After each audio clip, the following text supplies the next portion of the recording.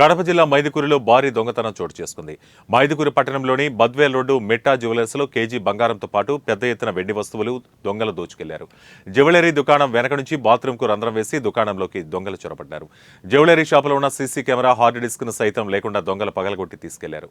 2 రోజుల నుంచి jewellery shop యజమాని దుకాణాన్ని తెరవలేదు. దీంతో అదను చూసి గజ దొంగలు దొంగతనానికి పాల్పడ్డారు. సంఘటనా స్థలానికి చేరుకున్న పోలీసులు కేసు నమోదు చేసి దర్యాప్తు చేపట్టారు.